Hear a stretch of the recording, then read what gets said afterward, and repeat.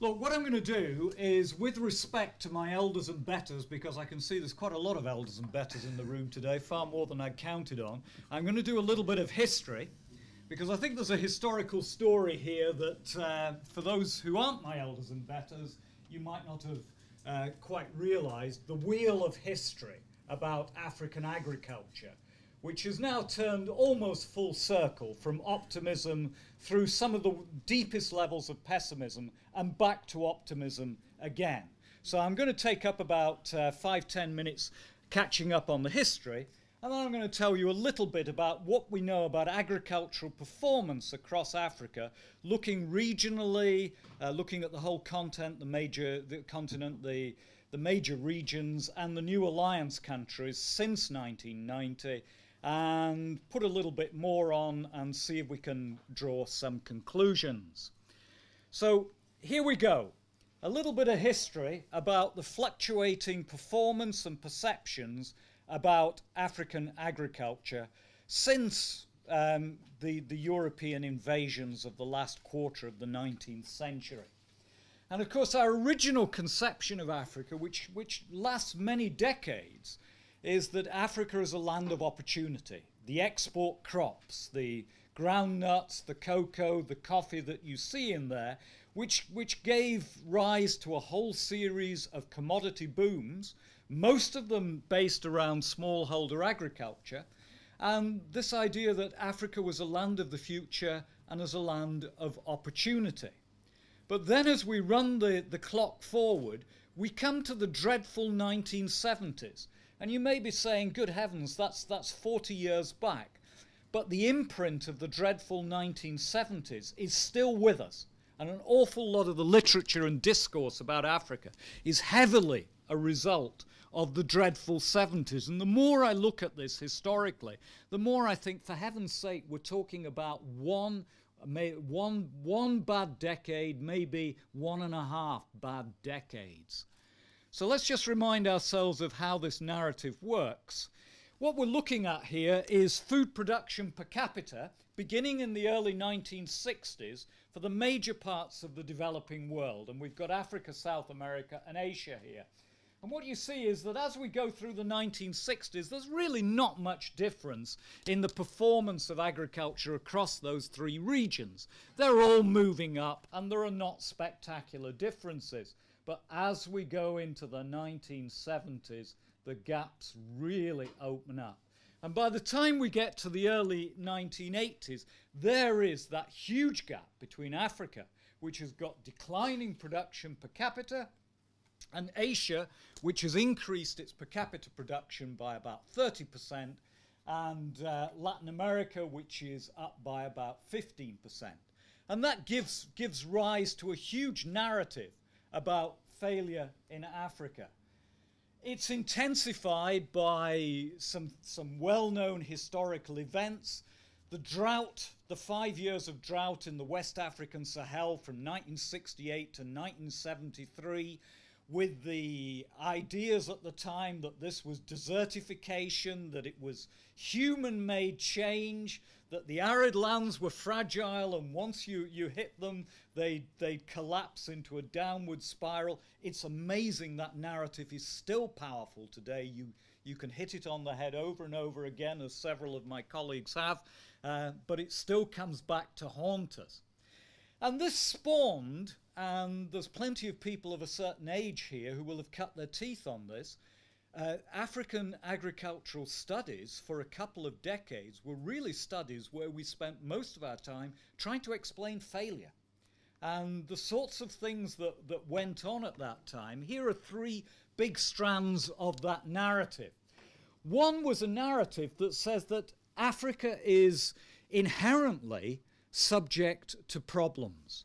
It was an exceptionalist narrative, and it said it's the geography, it's to do with poor soils, it's to do with malaria and so on. One thinks of the work of Jeff Sachs and Warner and so on. And then there were those people who says it's down to the institutions, it's the land tenure, it's the social sharing. One thinks of Joran Huden in this, Binswanger and so on, their early work. The idea that there was something exceptional about Africa. And I think we'd probably agree these days that it's certainly not a story of exceptionalism. And then, of course, there were those people who stressed the colonial heritage, the disadvantageous insertion of Africa in a global order in which Africa was saddled with debt, dependency, declining terms of trade, and all kinds of neo-colonial arrangements which drained surplus value out of Africa. And then probably the narrative which at the end won the day, not necessarily because it was a better narrative, but because the people who gave it had the money. And those were the narratives about its negative protection, i.e. its net taxation of farmers, its urban bias, the work of Bates, the work of the report by the World Bank round about 1981. And the arguments about the parastatals, the marketing boards, and the excesses of state intervention and the high costs and clumsiness of those particular arrangements.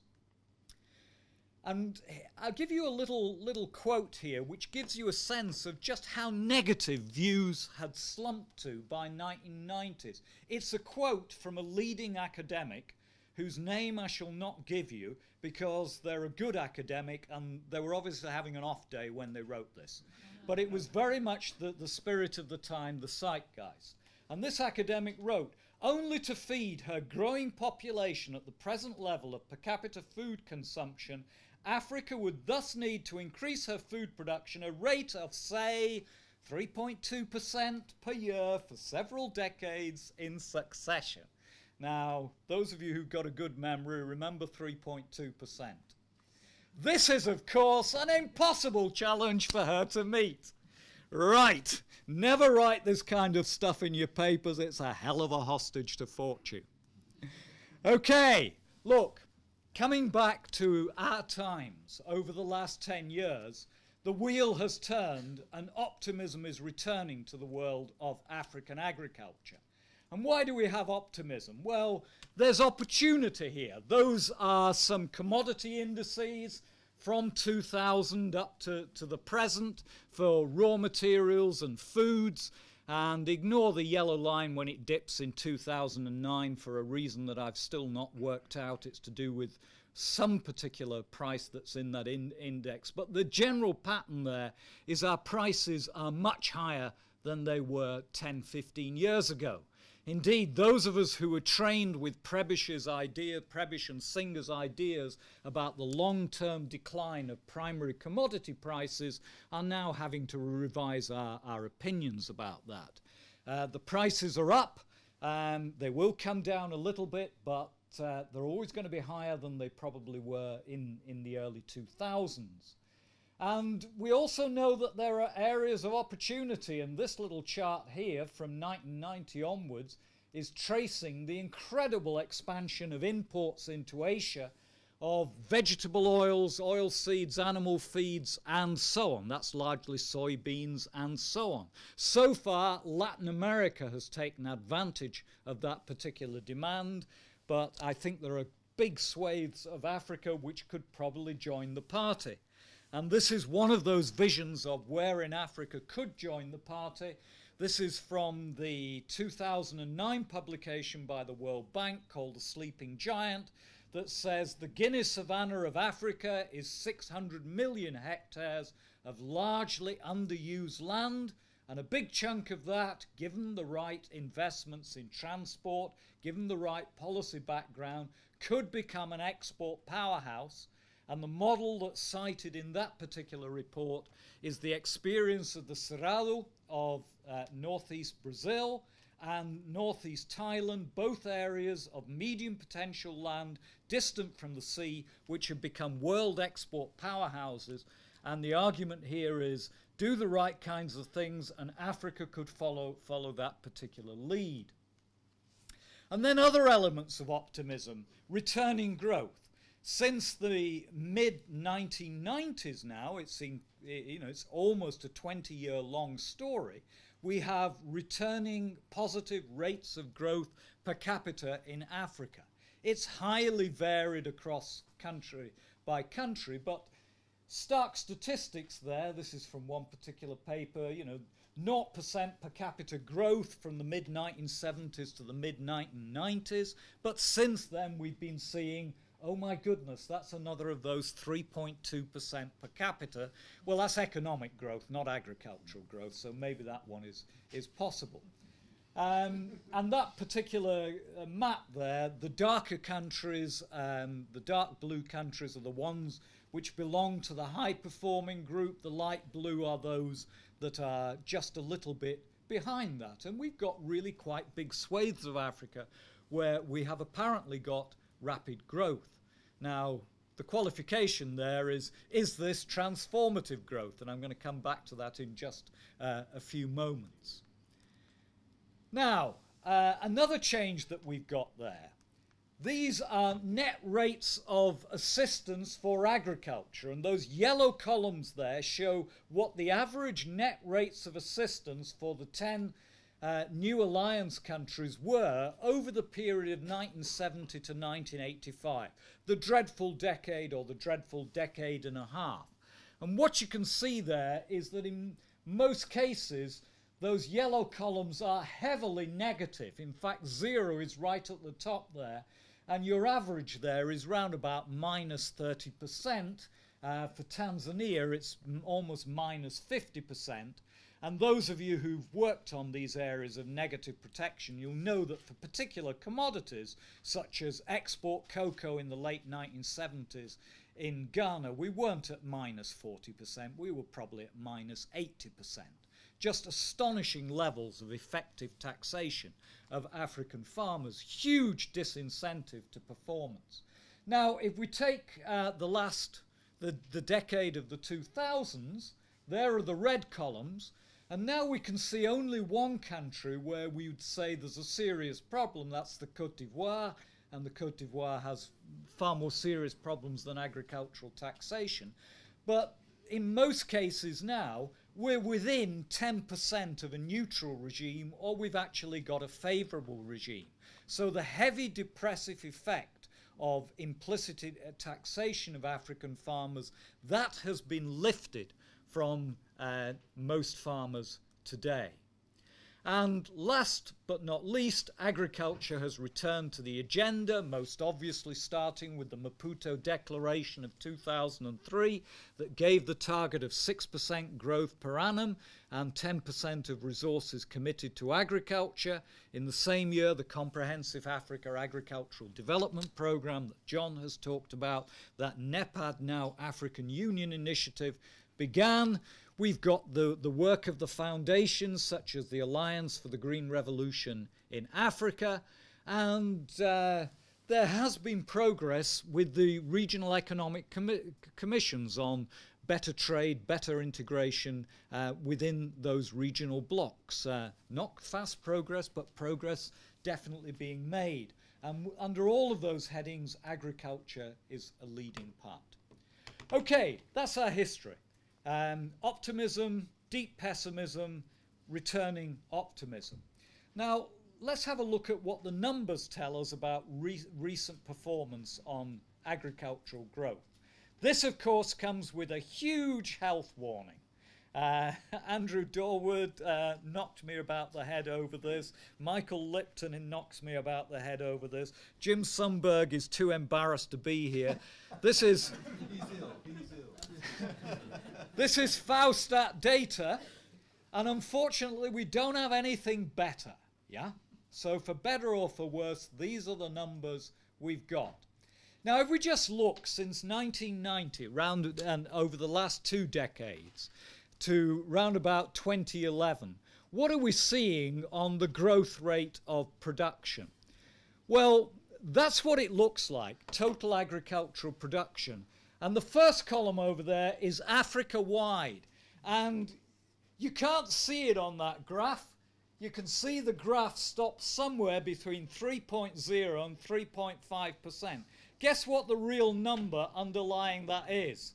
Yep, it's 3.2%. What a pity that my academic colleague who wrote that in 1990 didn't say 6.2%. because obviously calling the shots. It's exactly the impossible number, but it's a useful reminder. What 20 years ago was seen as being completely impossible, we now look at, and of course most of you in the room who are younger than me will look at that and say, well, that's nothing great, is it, Steve? 3.2%. It's miles below the CADP target of 6.2%. But compared to where we've come from, things are moving in the right direction. There are variations regionally, and you can see them there. North Africa and West Africa does notably better than other parts of Africa, though if we went to this through time, we'd actually see a convergence in the growth rates. In the 1990s, North and West went ahead very rapidly. Since then, East, South and Middle have recovered a little bit, so the disparities are not so great. That's what it looks like per capita. Now, Africa still has very rapid population growth, so that cuts our population, our production rates to overall less than 1% per capita. But it is positive for every area except Middle Africa. And remember, Middle Africa is hugely dominated by the DRC, which has problems which makes agricultural development very difficult. If we look at the 10 countries for the new alliance, there we are on total agricultural production. What you can see there is many of those growth rates are 4% or more. So the 10 new alliance countries are doing better than the overall average. Perhaps not surprising, they're non-conflict countries. Many of them, most of them are non-fragile states. They have the possibilities for growth. And that's what their per capita performance looks like. And once again, it's better than the continental average. And we only have one place where it's going backwards, and that's Senegal. And Senegal, of course, within West African agriculture, for some decades now has been the poorest performing country in West Africa. But we have some very high performing countries there. Of course, one of the highest performing countries on that graph is Malawi.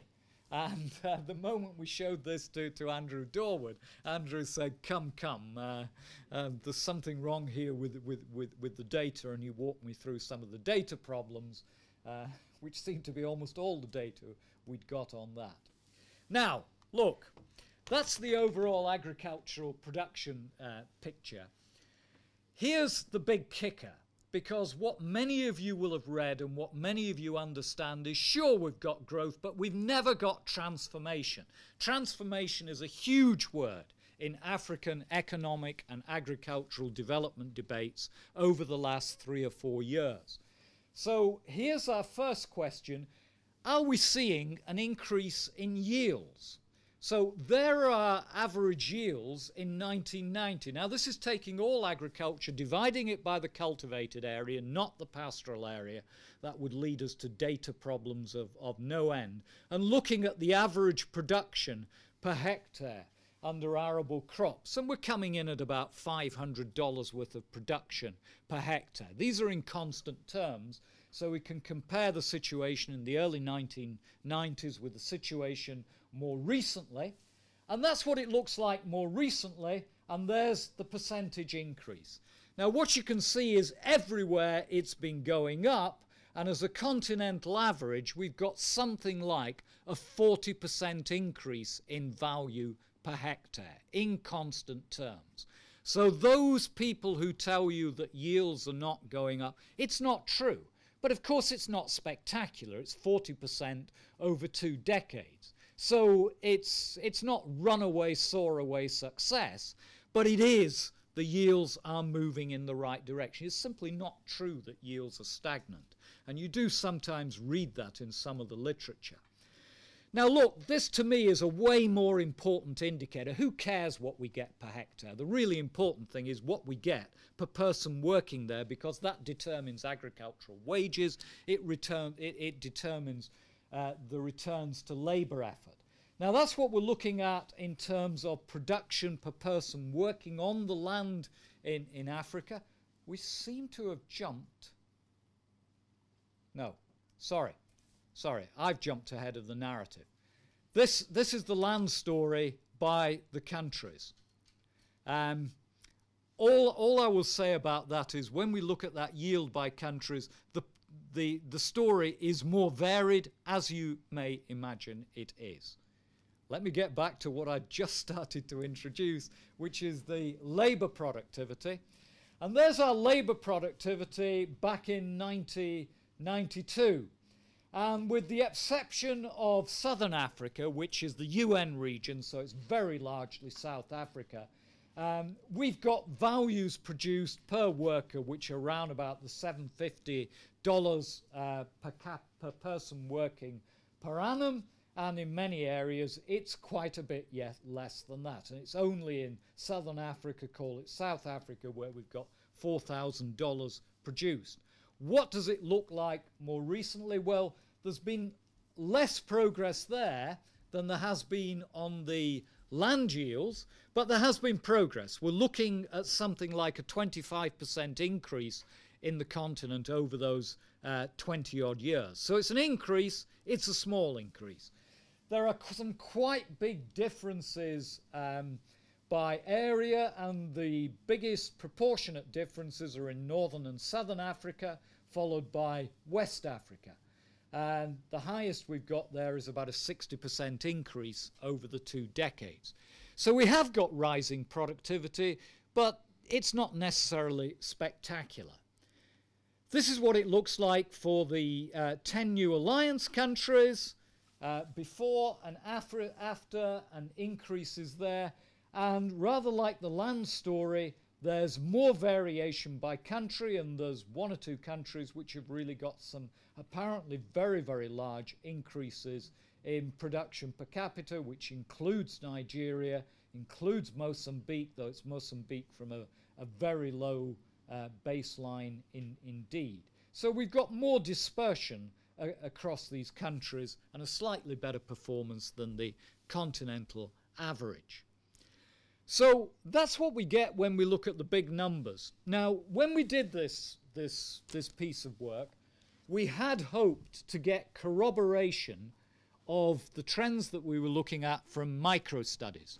But we really don't have the micro-studies we want. So let me just show you a few of the findings from the fact commercialization team, which are in the box that the big box that I keep called reasons to be cheerful, reasons to be optimistic. And I'd say there's 3 things that we see. On the commercializations theme, we've done village studies in Ethiopia, Kenya, Tanzania, Malawi, and Ghana, looking at villages where we think there have been processes of commercialization and trying to have a look at exactly what's been going on there. And I've got 3 messages that come out of that work that are relevant to this particular talk. One is that production and incomes can rise fairly dramatically. Now, what we're looking at here is gross margins in Lumi district, which is about 2 hours drive from Addis Ababa in central Ethiopia. This is recent stuff from the late 2000s, and it's looking at gross margins of traditional cash crops, teff, wheat, chickpea, and lentils. And we've got gross margins per hectare around about $1,000 a hectare. But thanks to groundwater irrigation with shallow wells and pumps, we now have farmers growing onions, tomatoes, green peppers, and we've got gross margins now which are in the range of $2,500 to $3,000 per hectare. Quite serious amounts of money being got off horticulture. We have some wilder data from Kenya which shows that if you grow tomatoes on virgin land in Narok district down by the Masai Mara Game Reserve with irrigation, you might be clearing more than $10,000 per hectare per season if you can keep the bugs off your tomatoes. But I'm not going to show you that because that's the wilder shores of fantasy, but the numbers show it. So we do find in our commercializations evidence that some quite good increases in income and productivity are possible. And none of this necessarily requires dramatic change. I have no problem with the transformation word, but I have a problem when the transformation word is used in the sense of we're going to turn the world upside down in 2, 3, 5 years. It doesn't happen. It never happened that way in Asia. It doesn't happen that way in Africa. It doesn't happen that way anywhere in agriculture. Now, what our studies here say, there's no need for dramatic change. Most of our farmers in these commercialization studies are producing for the domestic market, which is good news because the domestic market is robust. It doesn't have the volatility of international markets, and you don't have to get things like global gap certification to be in there. And our stories from the commercialization theme are about gradual change. We call it cautious commercialization. It's a bit more fertilizer, it's better seed. It's perhaps irrigation as the biggest single step change, but it's not dramatic changes, and it's all within the existing structures of smallholder agriculture, and it's all largely within existing supply chains of small-scale traders.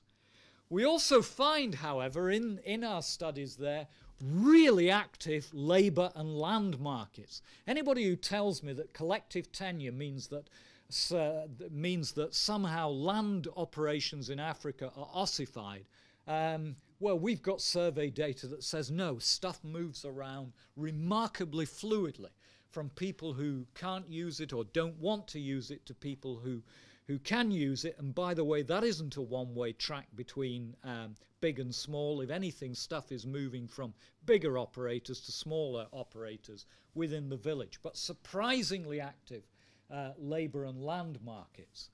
And the one big obstacle that we found in this is the credit bit. Credit isn't there. Everybody's working with retained cash and so on. This is a hindrance to the system, but it doesn't actually bring things to a halt. It's sand in the machine, it's not a spanner in the works.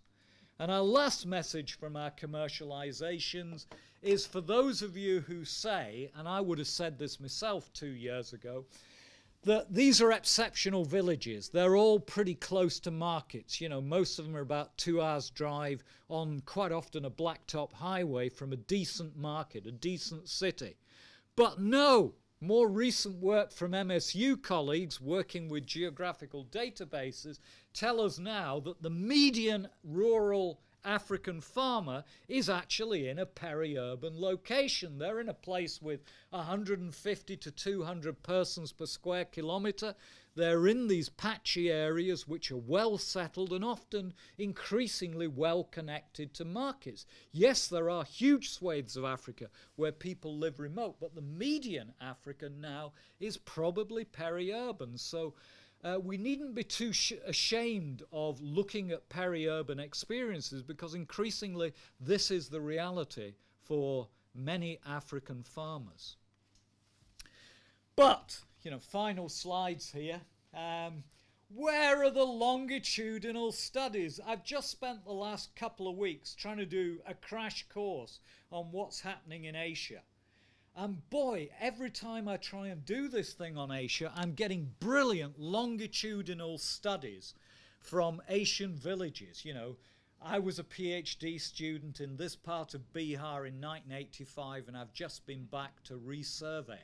And it gives you fabulous detail on change through time. This does not happen often enough in Africa, unfortunately. When we started this, we said we'll draw on longitudinal studies. There are way too few.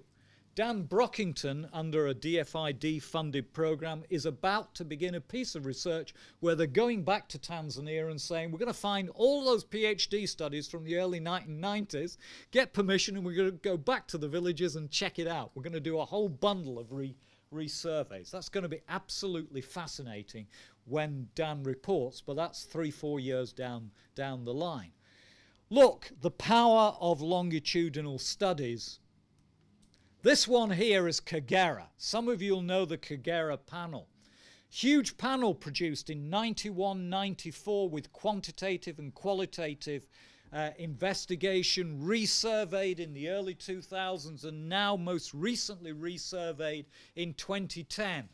And proper resurveys because they found all the original households no matter where they're gone.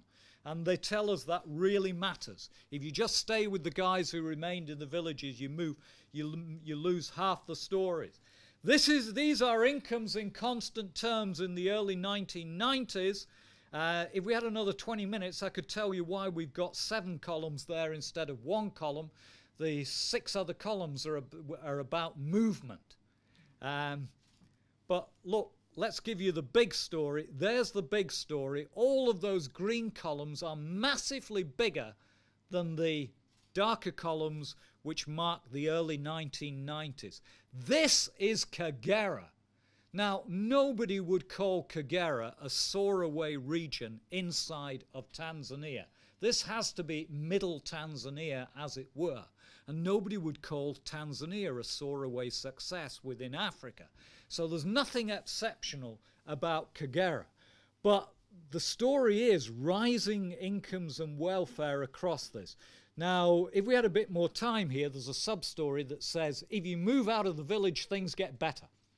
But against some of the early stories of Kagera, if you stayed in the village, things got better. It got better for everybody, whether they stayed, whether they moved, whether they went back to the village or not.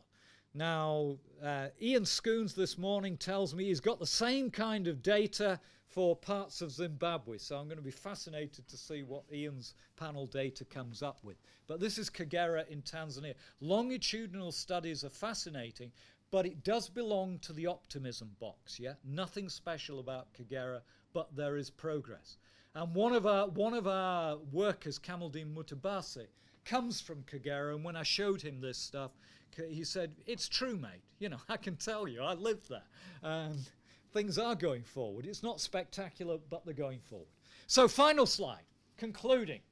You can see what the message is straight off. It's a glass half full and a glass half empty. It's half full, there's room for improvement. Sorry, it's half empty, there's room for improvement. It's half full, things are getting better, yeah? But it's not spectacular, yeah?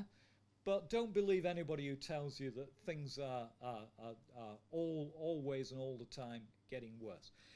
There are huge country variations, and there are huge variations inside of countries. So my final message here is there are big, big lessons for people working on African agricultural development, which are about studying other parts of Africa. And a great frustration on African agricultural studies is you're never quite sure how much the experiences of neighboring countries are appreciated by people in other countries. And half the time that I'm in workshops today, we have unflattering comparisons of Africa with Asia. So the very, very last thing I'd say is those of us working on African agricultural development, please, please, please do get the right lessons from Asia. And just in case you're wondering what the right lessons from Asia is transformation in 30 or 40 years of persistent and consistent going in one direction. It never happened anywhere in Asia overnight. It's 30, 40 years and counting of consistent effort in the right direction. It's not spectacular change over 5 years. I'll leave it there. Thank you. Thank you very much, Steve.